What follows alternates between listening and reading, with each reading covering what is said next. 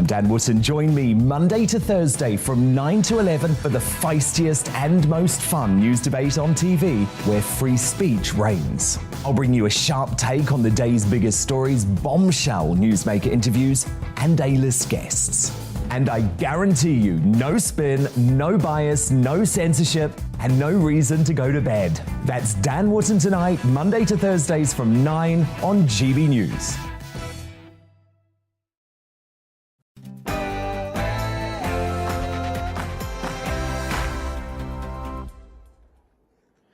Hey, welcome to Monday's edition of the Mark Steyn Show. After a third of a century, the fatwa finally caught up with Salman Rushdie at a small literary event in far western New York State. Sir Salman was stabbed multiple times, and his agent reports that he is likely to lose an eye, has had all the nerves in one arm severed, and his liver has been damaged. As is traditional, the authorities profess themselves baffled. From the New York Times, look at this, quote, "Investigators hunt for motivation of man accused in Rushdie attack." Yeah, beats me, Sherlock. The Wall Street Journal. Look at this one. No motive established yet in Salman Rushdie attack, authorities say. As with the famous case of the man who broke into the station house and stole the constable's toilet, police have nothing to go on except the bazillions of tweets and Facebook posts hailing the stabbing of Sir Salman as a glorious victory for Islam and offering helpful suggestions as to who should be stabbed next. The 3 decades since the Ayatollah Khomeini issued his mob hit on a British subject have been terrible years of remorseless decline for freedom of speech in the West. We'll get into that with Yasmin Mohammed.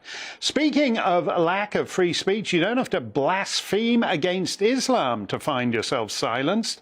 It's just emerged the editors of the British Medical Journal have issued an extraordinary complaint to the social media mullahs about how their very serious analysis of flaws in the Pfizer vaccine trials got given the old Facebook fatwa by Mark Zuckerberg. These days, everyone's an Ayatollah. Nevertheless, the sacred surahs of COVID from the madrasas of SAGE and the CDC are taking a bit of a battering. Ava Vladimir-Brock and Dr. Ros Jones are here to have a go at that one. The rap on Brexit was that Brexiteers were racists who wanted done with all these foreigners pouring into the country.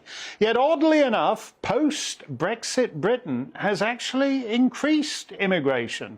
Do you like that last bit of green belt, that half-acre copse that looks a bit like something Constable might have painted if you overlook the refugee centre in the top right-hand corner? Well, sorry, we're going to need to requisition that for new housing. Kelvin Mackenzie will give us his thoughts on 1 million plus legal immigrants a year to these small islands.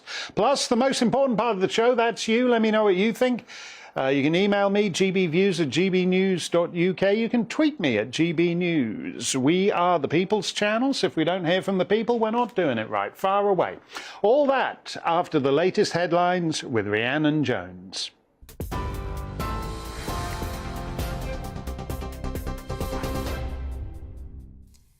Your top stories from the GB newsroom. Sir Keir Starmer has said a £29 billion plan to freeze energy bills is his party's answer to soaring living costs. Labour says it'd be paid for in part by extending the windfall tax on oil and gas firms. Sir Keir says families wouldn't have to pay a penny more than their current energy bills over the winter. The Institute of Fiscal Studies calls the plans an illusion, but the Labour leader claims the measures would cut inflation by up to 4%. I think in a national emergency like this, where we've got so many families anxious about paying the bills, it's right politically that we say every penny should go to reducing those bills, not to compensating shareholders. What I wanted to make sure was that today we could put a fully costed, credible plan on the table which actually answers the question, what will you do to help so many struggling households this winter?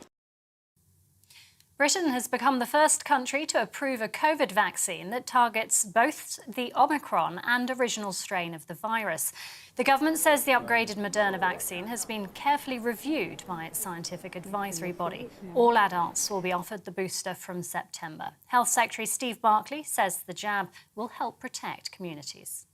It's a hugely positive step. The UK is the first place to licence this through the MHRA. It means that UK patients will have access to the broader immunity that the bivalent vaccine offers. So it's an exciting potential and it's good news for the UK population. Heathrow Airport has announced it will extend its cap on passenger numbers until the end of summer. The airport says a daily limit of 100,000 departing travellers will now apply until October the 29th. Heathrow says the cap could be lifted earlier, though, if it can improve its current labour shortage. The Metropolitan Police are investigating a fatal stabbing in central London this morning. Police say a man died just after midday in Soho, a busy area known for its shopping and nightlife. A man has been arrested in connection with the attack.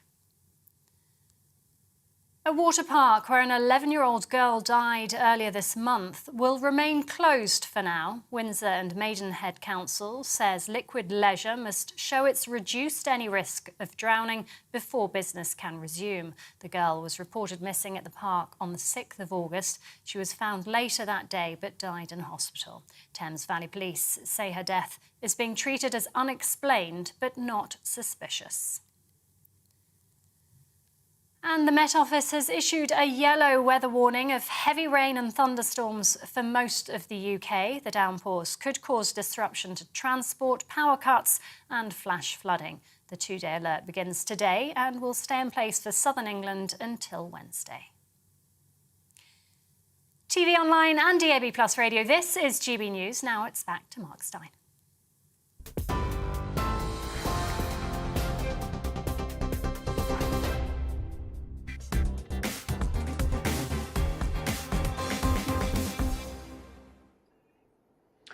It is a third of a century since Ayatollah Khomeini sentenced Salman Rushdie to death for writing a novel, The Satanic Verses. There are no jokes in Islam, the late Ayatollah famously declared, and he lived by it. His followers have killed and injured translators and publishers, but not until Friday did they manage to reach the blasphemer direct. The man who stabbed Sir Salman and put him in critical condition was a 24-year-old Muslim. That's to say, he was born a decade after the fatwa was issued. As you know, if you watch Jules Sirkin and Vicky Spit and Leanne Tomlin and other vaccine victims on this show, if you simply want to mourn your dead husband or parent or child or compare your chronic vaccine injuries with somebody else's, Twitter will label you as fake news or disinformation and even cancel you permanently. But if you want to gloat and glory at the stabbing of a novelist and hail it as a great day for Islam and all believers, Twitter's pretty cool with all that. Look at this. This is Wahid Ullah Malik Zoy. Such great news. Thank you very much. And underneath, Sultanat Mughal. Well done, attacker. Yes, well done, attacker. Still, we don't want to rest on our laurels. If you want to nominate the next guy to get what's coming to him, social media is the place to do it. Rehan M. Sabir is a prominent agricultural engineer. In fact, he's vice president of the Society of Engineers and Technologists in Pakistan. So he's a sophisticated, intelligent, educated man whose reaction to the attack on Sir Salman was to say, hey, great, let's make it a twofer. Quote, after the attack on Salman Rushdie, inshallah, the next number is Geert Wilders. That would be the Dutch populist politician. Anyone in the world gives me the head of Geert Wilders, I will give him $20 million. I want Geert Wilders' head. We want head. All Muslims want head.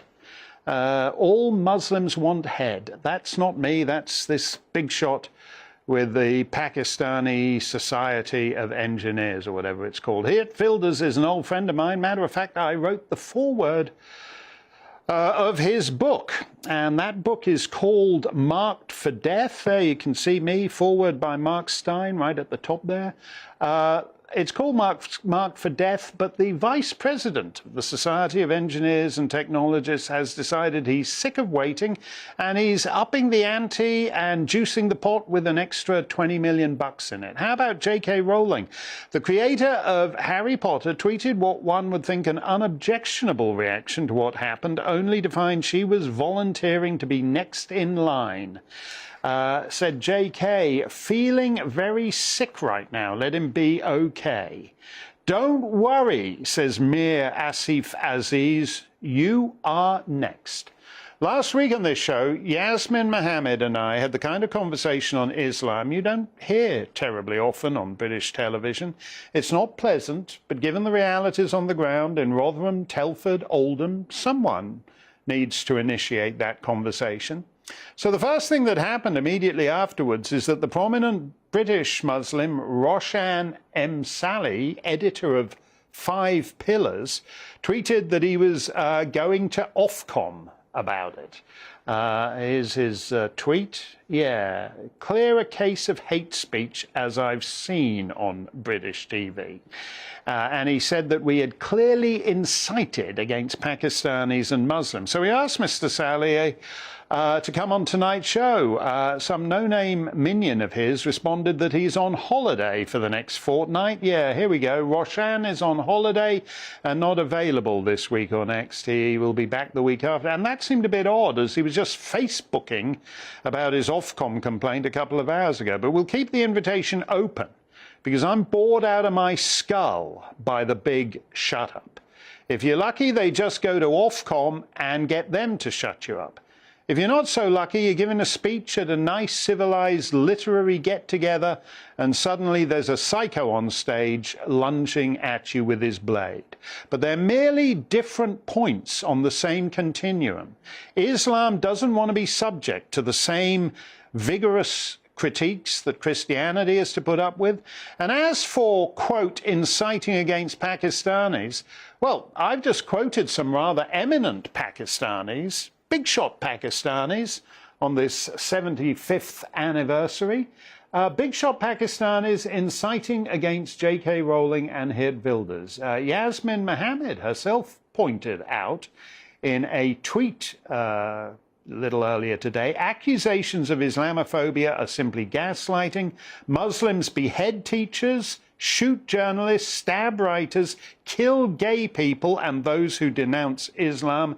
And if we fear the ideology that inspires this, then we're the bad guys. And with that, she was banned from Twitter. Boom, vaporized.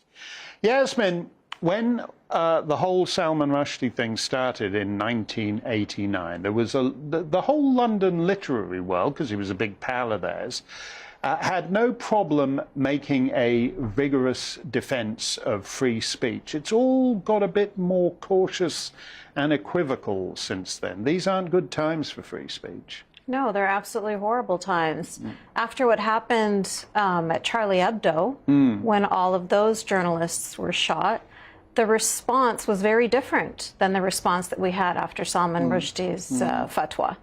At that time, the response was, well, why did they draw those cartoons? Well, they were being offensive. What did they expect Muslims to do? As if Muslims are a bunch of barbarians who can't control themselves, and as soon as any kind of cartoon is drawn, that we're supposed to assume that the reaction is to go around and murder people. Well, cartoons are drawn making fun of different religious people all the time. And we don't have the expectation that those people are going to run around shooting people or stabbing people. So why is there such a low expectation of Muslims? So the people that think that they're defending Muslims are actually insulting Muslims by saying, what would we expect? That's what we expect from them. Because they're basically saying these are not humans, these are animals. They're like that meerkat, a vicious version of that meerkat that Nigel just had on his show. And they go crazy and they don't have rational human agency. I was reading your book over the weekend, and you have been a victim of Islamic violence from your first memories. Your first memories are of being beaten. It's very powerful like that. And then as I was reading it, I thought, you know, the fatwa guys won. You couldn't publish the satanic verses today. You can't write plays about this subject. You couldn't make a movie about this subject. Your book, you shopped it around to all the big name publishers and none of them wanted to go near it. And the reason they didn't want to go near it is because they don't want what happened to Salman happening to them when they're in the lobby of their office. Absolutely. And so the response to terrorism is not to cower and to capitulate. It was Salman Rushdie who said it himself. He said, terrorism is simply the art of fear. And so you have to decide, you have to choose to not be afraid. And so when we capitulate, when we respond by saying, okay, we're not going to publish these books, okay, we're not going to publish these cartoons, okay, we're not going to criticize this religion that very, very dearly needs to be criticized, then what they're doing at that point is they are empowering the extremists and the terrorists to continue their extremism and continue their terrorism because they know that nobody's going to get in their way. Yeah, and the funny thing about it is I'm getting the sense that although they quite obviously they want to behead Geert Wilders, they seem to want to behead J.K. Rowling too. I'm sure they'd quite enjoy that. But in a certain sense, with every passing year, they have to do less and less of that because we're all going quietly into the long, dark night in which there is no free expression. Useful idiots. Just a gaggle of useful idiots behind them. So they say Islamophobia is fear of Islam. And if you are Islamophobic, then you are a bad person. They have created this term, this nonsensical term, because as you and I both know, there is nothing more rational than fearing this ideology that encourages this kind of violence. But they can come up with their nonsensical word, and they can come up with their nonsensical definition, and they are surrounded by Western liberals who are willing to parrot this same nonsense. They don't even have to do the work themselves. You know, I remember the English novelist Fay Weldon back in the 90s. She was asked about Islamophobia. It must have been one of the first times that word was used on British television. And Fay Weldon replied, well, look, if it's Islamophobic to object to my friend being targeted for murder, then yes, I'm Islamophobic. And maybe if we'd all done, when this word came up, if we'd all just said, yeah, I am Islamophobic, you want to kill my... So. Yeah.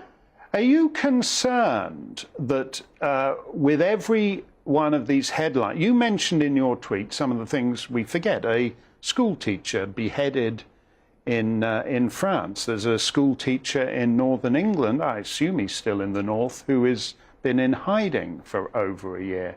These are not the celebrity cases, but just the celebrated ones, the ones we remember, from Rushdie to the Mohammed cartoons in Denmark, to the Charlie Hebdo massacre in Paris, and now to the Rushdie attack. There's the response from the Western establishment seems to be getting feebler and feebler. Yes, absolutely. And if you remember Ayaan Hirsi Ali, who was attacked on the same day that Theo van Gogh was killed, same thing, for making a film, a very short film. The response from her government was to call her an Islamophobe. She was a member of parliament at the time in Holland, and she had to flee the country. They took away her citizenship. So we already saw in the distance between Rushdie and Hirsi Ali the difference between the responses of the so-called free world. Yeah, Ayaan Hirsi Ali has and some of you people who claim to be, oh, je suis Charlie and I am Salman or whatever you're doing now, A line from Ayaan Hirsi Ali always sticks. She says we need to share the risk. If it's just Salman Rushdie and Ayaan Hirsi Ali and a couple of other folks, it's easy to pick them off. But if thousands, if all you fancy pants London literary lions were actually to take a real stand on this stuff, there aren't enough. They can't kill thousands of people. But if they can pick off celebrity by celebrity, it's a lot easier for them. Yes, absolutely. I completely 100% agree with her.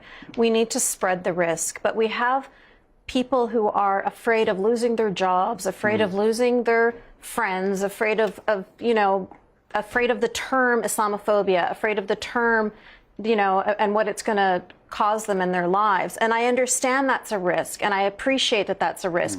But the greater risk is staying quiet and losing your freedoms. That's the greater risk.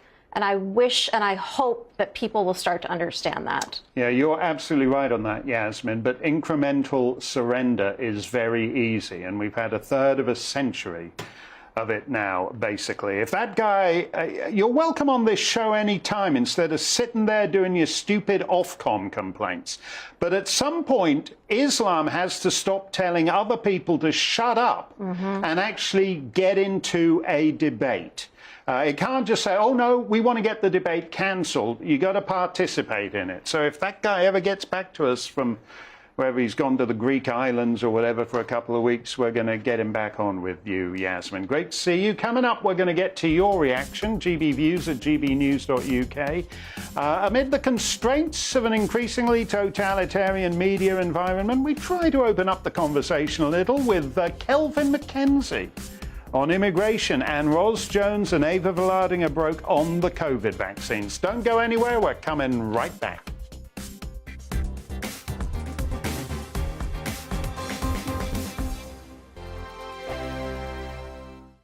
Join my show Farage, 7 p.m. till 8 p.m. Monday through Thursday. And there you will get opinion, analysis, debate, and I'll cover stories that nobody else dares to touch. You've been cancelled. Join the club. Oh, my goodness me. And then for the last 15 minutes, talking pints. We're over a drink. We have a civilised conversation with someone. We very often disagree, but we do it in a grown-up way. Come and join me on Farage.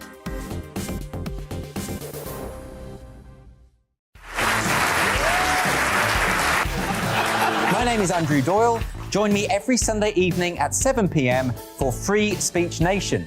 This is a show where we address current affairs and news stories of the week with the help of two wonderful comedian panellists. I brought in comics because I want to give it a lighter edge, and also they work for less. See you there.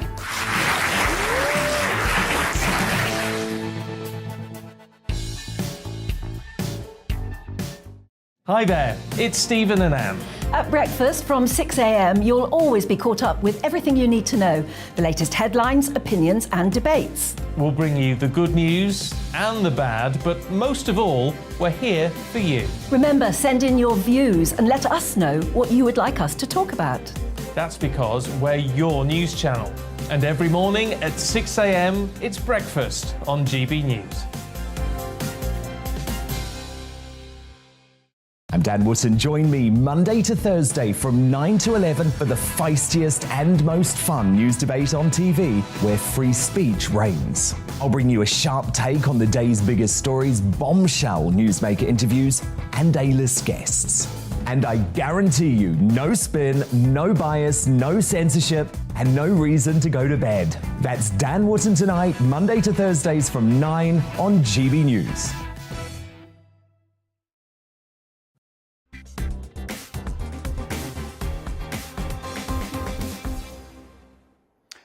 GB News is the People's Channel, so let's hear what the people are saying. We wanted to know whether freedom of speech includes the freedom to insult religion.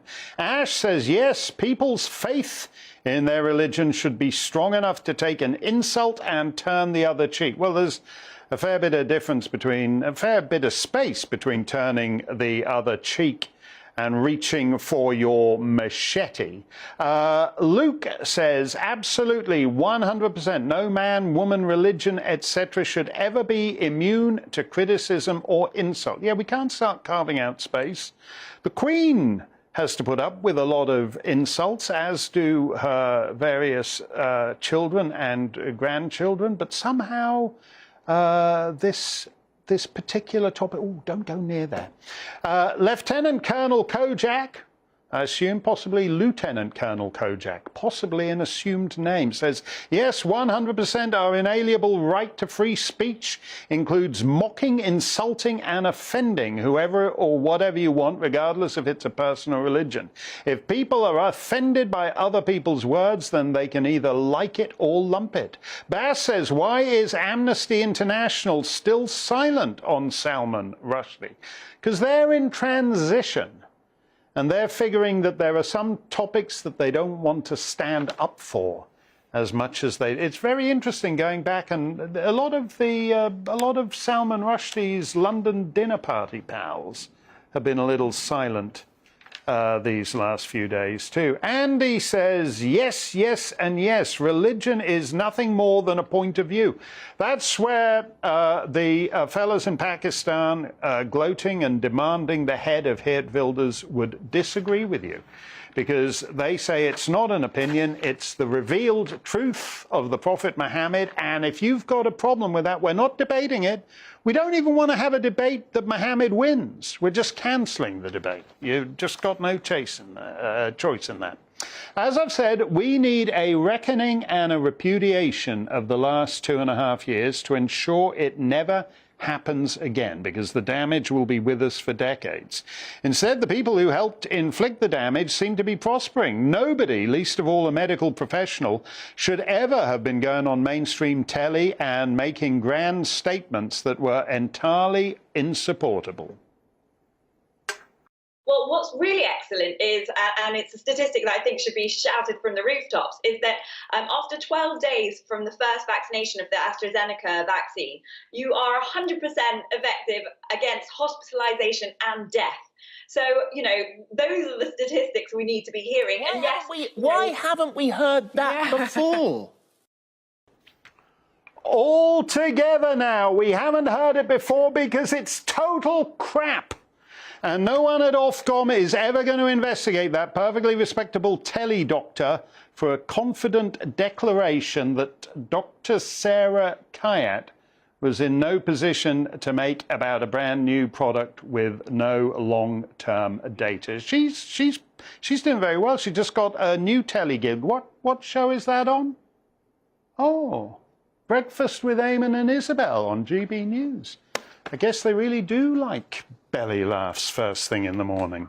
On the other hand, this show is now under investigation from Ofcom because we discerned many months back that the fairy tale about miracle vaccines was not so. These vaccines have been harmful to many people. A poll conducted by John Zogby, very respectable pollster in the United States, find that 15% of Americans report being diagnosed with a new medical condition after getting the COVID vaccine.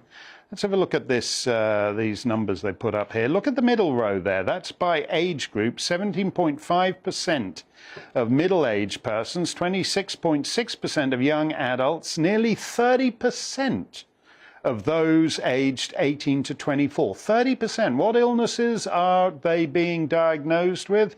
Well, they've got them all listed here, all the ones we talk about on this show, like blood clots and Guillain-Barré syndrome, strokes and heart attacks.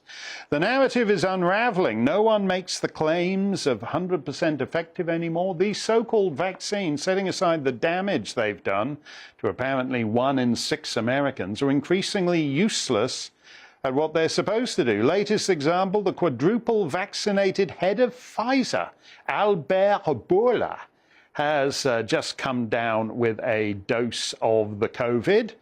I personally am very worried. He's got had 4 shots and he's got the COVID, and he started a course of Paxlovid, which is another Pfizer product, and may give him rebound COVID, like poor old Joe Biden got it. Goes away for 72 hours. I personally am more worried that he may have passed it on to the President of the European Commission, Cruella von der Leyen. You take a look at this. Not a lot of social distancing going on there, is there? Ah, dear. Poor old Monsieur Bourla, and I do hope Cruella von der Leyen doesn't get a nasty dose of that. Here are the latest Euromomo statistics on excess mortality. Just take a look at the 14 and under category. That's the light blue line there. By week 31, this is the end of July, Europe had 770 excess deaths among children up to 14. That's a tragedy for any parent, that to lose a child 8, 9, 12, 13. 770 dead under 14 compared to 29 at the end of July 2020 at the height of the COVID, and 31 at the end of July 2021. So somehow or other, excess child deaths in Europe are up, well, you do the arithmetic, 2,500%. Ros Jones is a retired paediatrician. Ros, the Danes have now decided that nobody under 18 will be getting these vaccines. What do you make of that? Well, I think it's fantastic news for Danish children, to be honest.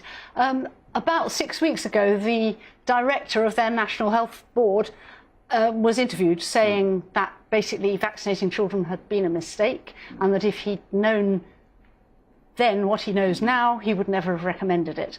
And they've now gone ahead and they've said you can only get the vaccine if you see a paediatrician who specifically recommends it for a child who has some underlying health condition, which is, of course, what we've been arguing for all along here. We've never said no child should have it if they have some really serious risk, but their parents have to know that that is in the absence of any long-term safety data, and it's got to be a balance. But to be recommending this for healthy children, or healthy young adults, come to that, you've shown the data about the excess deaths, and I think we're seeing that across the board in the UK. We are seeing excess deaths for 15 to 19-year-olds have been going back since last year, really, and we've had that acknowledged in court. But, you know, I watched the BBC earlier today. That was my first mistake. The second was sticking with it until they did the COVID feel-good story of the day, which is this new miracle vaccine that not only fixes you for the original COVID, but cures you of the, prevents you getting the Omicron too.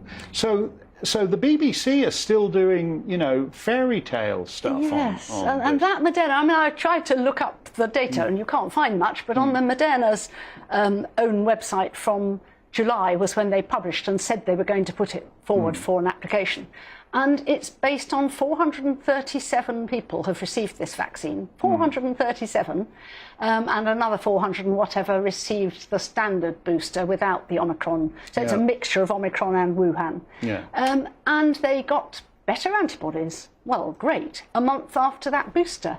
But they've only followed them for a month. So we're basing a decision, I mean, our regulators are basing a decision to approve this without any clinical data whatsoever to show that it works. But what's in the politics of it is that this health secretary goes on TV and he boasts that this is a great victory for the United Kingdom.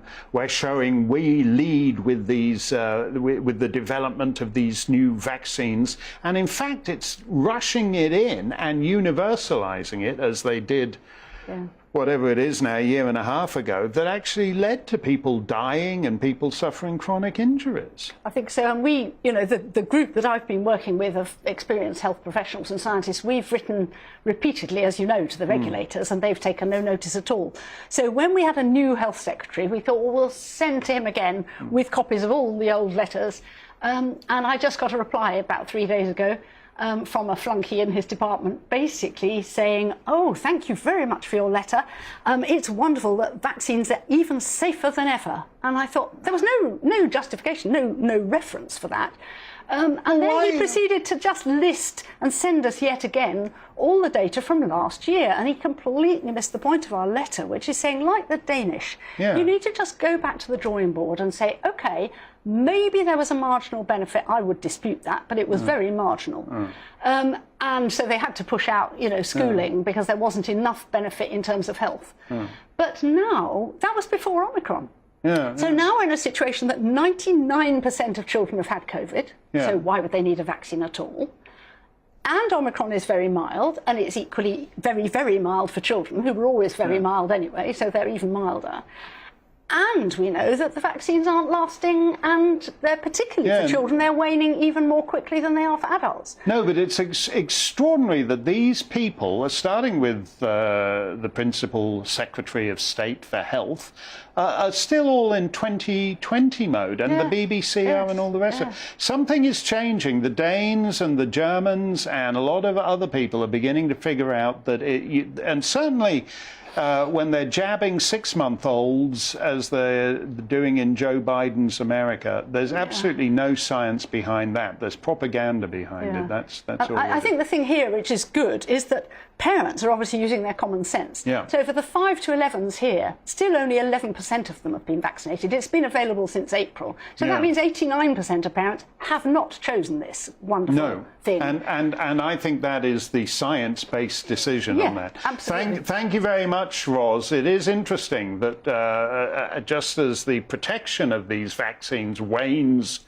with every passing month, so does the public's interest in getting a new booster shot. We've just seen deaths in the MHRA yellow cards last week was the first time they've mentioned 6 child deaths. They've never mentioned that. No. They've got to get more honest about how they track these things too. A lot is changing very fast, and yet if you so much as hint at that on the internet, you'll be marked down as misinformation, suppressed, unable to be retweeted because of so-called fact-checkers there to maintain the propaganda.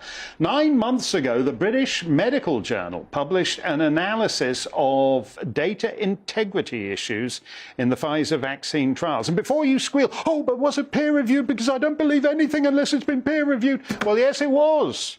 The BMJ, it's peer-reviewed up the wazoo. The British Medical Journal's been around for almost 2 centuries, since 1840, when it started as the Provincial and Medical Journal. It's one of the most prestigious medical journals on the planet. But according to the official fact-checkers of Facebook, the British Medical Journal is merely a, quote, news blog.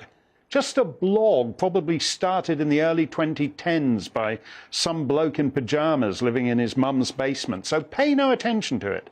Despite being unable to find anything in the BMJ story wrong or false, the Facebook fact-checkers published their dismissal of it under a URL containing the words hoax alert. Now it's emerged that the editors of the BMJ have written to Mark Zuckerberg protesting their treatment and demanding the fake fact-check be removed. Ava Vlaardingerbroek joins me, and we're always delighted to see her. Ava, we're seeing governments change their position on the vaccines, but the totalitarian groupthink enforced by Facebook, Twitter and the like seems to be indestructible as ever. Exactly. Still, every time there's any research that comes out that says, oh, there might be a negative effect to this vaccine, or any research that points to the idea that the vaccine might not be as effective and as safe as our governments have preached over the past 2 years, then that information is censored as labeled as misinformation. Yet information that our governments put out, such as that the vaccine, which was the ultimate promise that they made us, would protect against transmission, and that was also the absolute lie that formed as the basis for all of their restrictions and for the legal and social exclusion of the unvaccinated, that lie has never officially been retracted. So you can just see here how big pharma, big government, and big tech work together to cover up the lies of the past 2 years that have basically made our human rights, our constitutional rights, redundant. And that's not something that they're willing to own up to. So even though we're seeing them maybe sometimes here and there say now, like the CDC in America, oh, we can actually treat the unvaccinated equally now to the vaccinated, that's all happening silently. It's all being brushed over as if they never actually lied to us for the past 2 years, but they did, and we shouldn't forget. Do you think it's because of control that they have enjoyed the control they've exercised and they simply don't want to give it up? Absolutely. It's an abuse of power. They have now had the ultimate proof that they can lock us up, they can lie to us, they can laugh at us in our faces, and still we will listen to them and say, oh, but what if the narrative changes? You know, we had the CEO of Pfizer, of all people, tweeting out today saying, oh, I was quadruple vaccinated. I now have COVID, but I'm so thankful that I have the vaccine and that I also have the COVID medication that Pfizer put out, because otherwise it probably would have been much worse. And I am just very afraid that that is a narrative that they're going to push on us again when winter hits, when fall hits again, and that the collective memory of people in the West is just too short to remember that nothing changed since a couple of years ago. Yet now suddenly we were able to live a summer almost completely free. But before that, we were locked in our houses. You couldn't go out. You couldn't hug your grandparents. And we were told that if you didn't take the vaccine, you were a selfish, well, lot of bad things is what they called us. Yeah, that's right, that you were a granny killer. The thing about this, though, is they really can't keep it going through another winter. I mean, the Chinese are supposed to be good at coming up with these killer viruses. They're going to have to come up with something that's got to be a lot more lethal before people are going to even contemplate semi-lockdown again. We can't just do it for this wimpo stuff like, oh, Omicron, and now there's a sub variant of Omicron. Thank you very much, Ava. It's always great to see you. Coming up, Stump the Steyn, GB Views at gbnews.uk. You can ask me anything you like. And Kelvin McKenzie is here to talk migrants. There are a lot more of them around than you might have thought. Don't touch that dial. We're coming right back.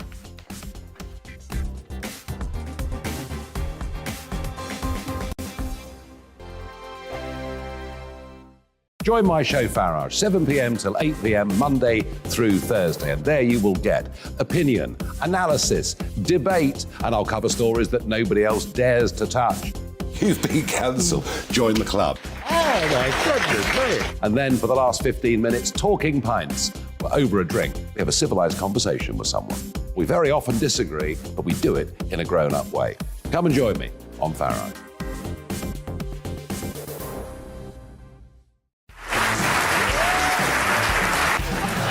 My name is Andrew Doyle. Join me every Sunday evening at 7 p.m. for Free Speech Nation. This is a show where we address current affairs and news stories of the week with the help of two wonderful comedian panelists. I brought in comics because I want to give it a lighter edge, and also they work for less. See you there.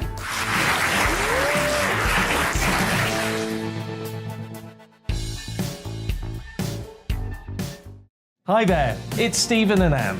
At breakfast from 6 a.m, you'll always be caught up with everything you need to know, the latest headlines, opinions and debates. We'll bring you the good news and the bad, but most of all, we're here for you. Remember, send in your views and let us know what you would like us to talk about. That's because we're your news channel.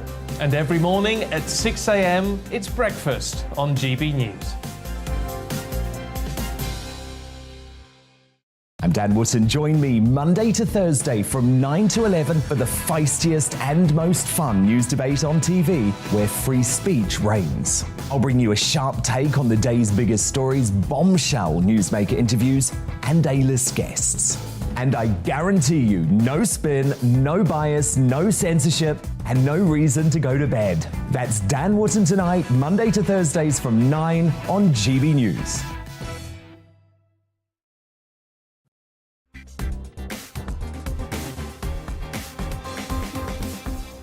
Yeah. We talk a lot on this show about the unceasing human tide landing on England's southern shore each night. About 60,000 are estimated to cross from France this year, so you can bet it'll be way more than that. But even so, it pales by comparison to the far greater number migrating through the less dramatic channels. For the first time ever in the 12 months up to March 2022, over 1 million immigrant visas were issued. That's the equivalent of a new Birmingham every year. Where are we going to put the new Birmingham? Most people aren't that thrilled to find themselves living next to the old Birmingham. Just ask Solihull or Bromsgrove. What does 1 million new people every year mean for young Britons ever being able to afford to buy a house? What does it mean for your chances of getting to see a doctor? before that cancer metastasizes over your entire body and halfway up the wallpaper. 1 million new immigrants a year is just a little under the combined populations of Belfast, Edinburgh and Cardiff. So what does it mean for secessionist movements in our Celtic nations, ever more diminished by an ever more swollen population in England? And while we're asking questions, isn't this just what Brexit voters were voting to stop? Kelvin Mackenzie, former editor of The Sun in its glory days, joins us now. How did the Tories become the party of over 1 million legal immigrants a year? Well, what has happened? I mean, bizarrely, do you remember Theresa May, God bless her soul? Yeah. Hello, Theresa, wherever you are out there, whatever you're doing for a living, that'll be very interesting. She wanted to have a maximum number in any year that could come to our country. Unbelievably, Boris the Brexit, right? Well done, Boris, you've done so well. Oh, where are you off to, by the way? Right? Comes along, and he relaxes all this. Now look, we some of the people, actually, I know this sounds shocking, but I actually am in favour of the people from Hong Kong finding safe haven here, away from the communists. So that is a number. Well, they're also British subjects, they are, residually. They are, indeed they are. But we have said, come on in, and there was a good number in that, when I say a good number, actually not an enormous number of Hong Kongers coming in. Then there was Ukraine. Then there was a little bit of Afghanistan. Then there was the decision, actually, we haven't got any people in our country to do the work. So half of all the jobs that are offered in this country are now available to anybody who has the skill. So a bricklayer, electrician, plumber. So that fills out. But the biggest number that comes along are students. 480-odd thousand are students, and they can have 2 visas. So they can have one visa lasting 3 to 4 years, and at the end of that can have another visa lasting 3 to 4 years. In that time, there's a very good chance that they will try and claim actual residency here in one way or the other, or disappear, or become part of an economy which we can't refer to now. And on that basis, coming to your point, I don't know about you. So my partner had to wait 53 minutes to get through to her GP the other day. Yeah. Right. She was 9th in the queue. So right. Right. What does this all look like if we carry on at 1 million a year, with people disappearing into the economy, with the fact that we're getting people in from all over the world coming in? I despair of what this is actually going to mean for us all. Well, if it goes on for 5 years, then the population of the United Kingdom is up over 72 million. Yeah.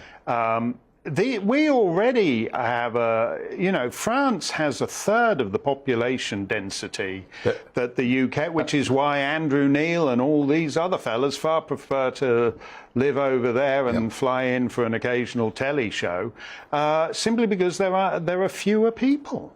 Yes, so we in a strange way, we're becoming kind of Hong Kongified in this country.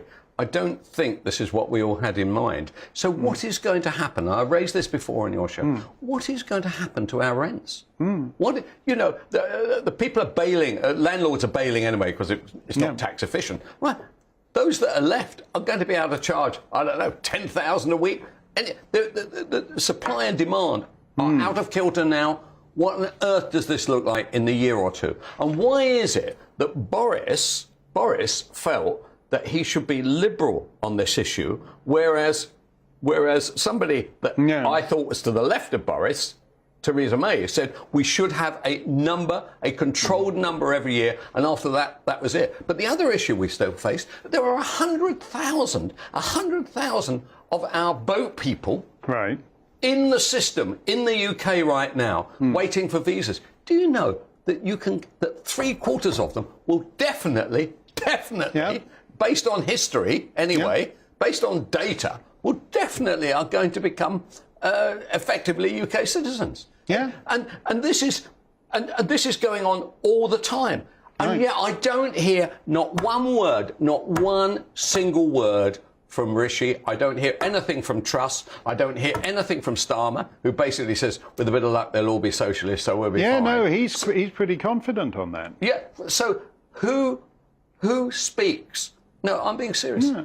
Who, apart from a TV show like this, Nigel Farage, who actually speaks for people who are concerned about the schooling for their children? Are there going to be enough classrooms? Are there enough GPs? There aren't enough GPs now. What does this all look like? And am I just being some old white bloke? Oh, he's got a problem. You racist. You racist. You racist. No, because you're quite right. People are very innumerate.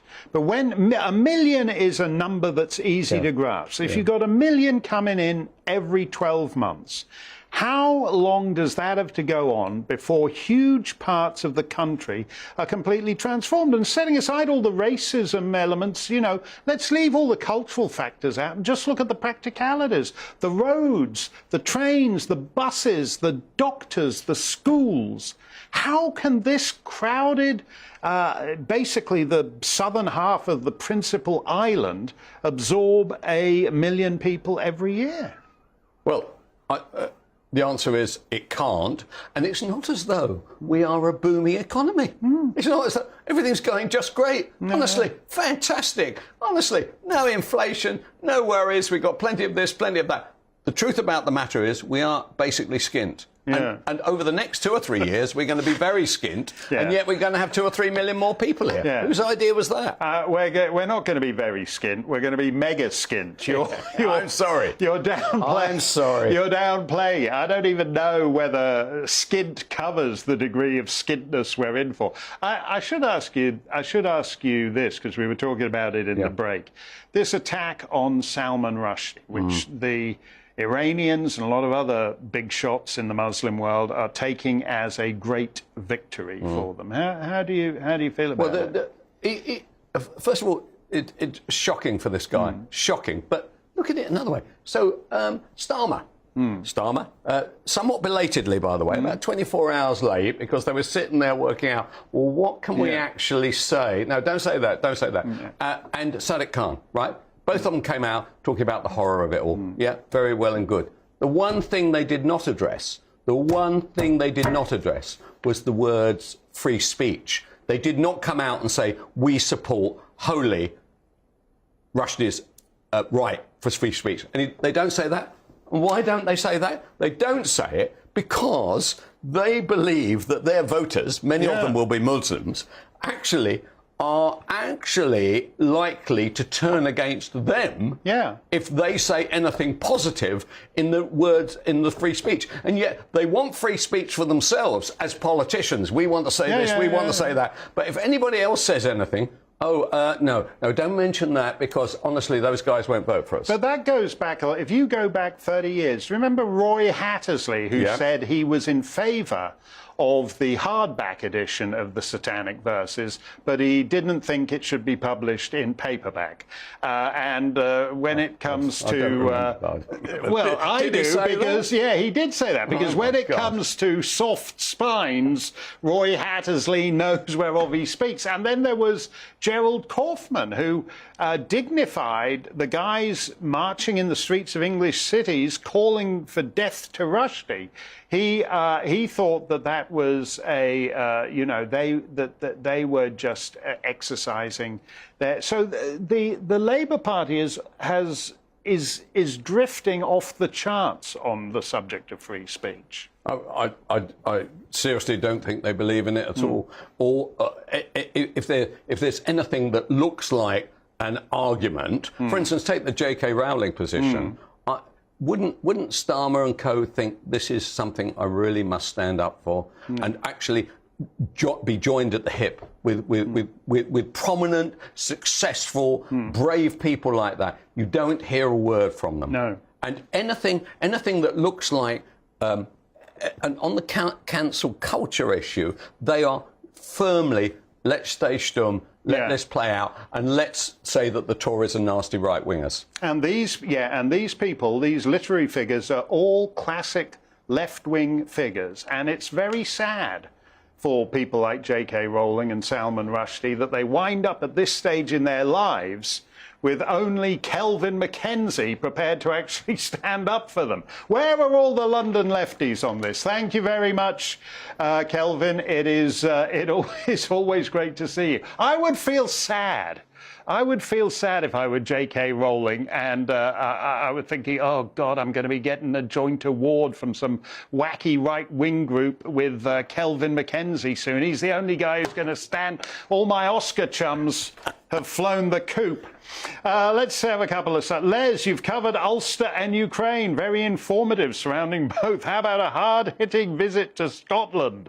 Show how the council finances have been decimated. Film the rusting ferries at Greenock. And have a debate with some working locals. I would like to visit Scotland. I'll tell you something, Ukraine is very easy to do show. It may be a big war zone and you got all the kind of bombs going off all the time. It's actually relatively easy to broadcast from there. Pete Van says, so we'll see if Scotland is as good as a war zone that's got, you know, £500 billion worth of weaponry from Boris lying around in it. Now, Pete Van says, why does the government claim they are unable to send illegal migrants back to their country of origin? Because they do not know where they have come from. Only last week they were telling us 75% of them are Albanian. That's true. I think we should just work on the assumption that they're all French citizens and send them over to live with Andrew Neil. That'll do it. Dan Wootton is here to macerate your Monday. What you got, Dan? Mark Steyn, got something I think you're going to be very interested in, actually. Do you remember you were speaking on the show, I think last week or the week before, about this huge number of non-COVID excess deaths?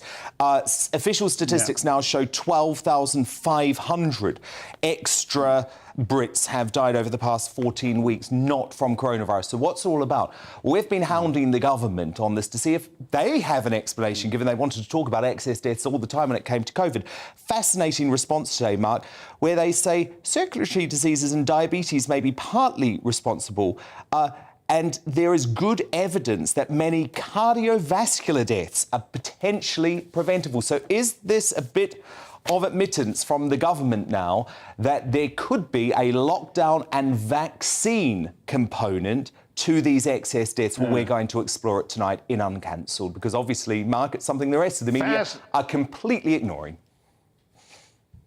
Yeah, exactly. And it's as basic a news story as you can get. A big mountain of dead people running at about an extra 1,000 dead people a week. Good for you, Dan. That's all coming up with Dan Wootton after the weather. Stay safe, stay free. Hello again, it's Aidan McGivern here with your latest forecast from the Met Office. Further rain or thunderstorms during the next 24 hours in many places, but not for all. These showers will be hit and miss. However, the trend is clear. We've replaced high pressure with low pressure. That's bringing a change in the weather. It's brought a lot of cloud. It's bringing some rain and thunderstorms, and it will also mark a change to cooler conditions for all of us over the next few days. Now, the rain that we've seen across central and eastern Scotland, that continues overnight, some moderate to heavy rain, particularly in the east of Scotland. Drier for many elsewhere, but further showers make an appearance by the end of the night into the southwest as well as South Wales. Again, these could be heavy and thundery, but they'll be hit and miss. And what will remain the case over the next couple of days is that some places will stay dry, but others will be hit by some intense rain as thunderstorms develop. And the main focus for thunderstorms, I think, on Tuesday afternoon will be northern England into parts of the Midlands, south and southwest England, as well as Wales. Drying up for Scotland and Northern Ireland. Brighter here, but feeling fresh with a northerly breeze. It's still quite humid in the south and southeast, 25 to 27 Celsius. And any showers and thunderstorms do tend to continue into the evening before eventually easing away. Again, main focus across this central swathe of the UK, the Midlands into Wales and the southwest. Drier towards the southeast, and certainly for Scotland and Northern Ireland, mostly dry here with some clear spells and feeling cooler compared with recent nights. But in the south, it's still relatively muggy overnight, 17 or 18 Celsius. And a wet start through the Midlands, central southern England, southwest England, South Wales on Wednesday. Some thunderstorms about and further heavy showers develop across East Anglia and the southeast into the afternoon. But for northern England, for Scotland, Northern Ireland, Wednesday's a mostly dry day with some sunny spells. And Thursday starts dry for many before further rain arrives in the west later.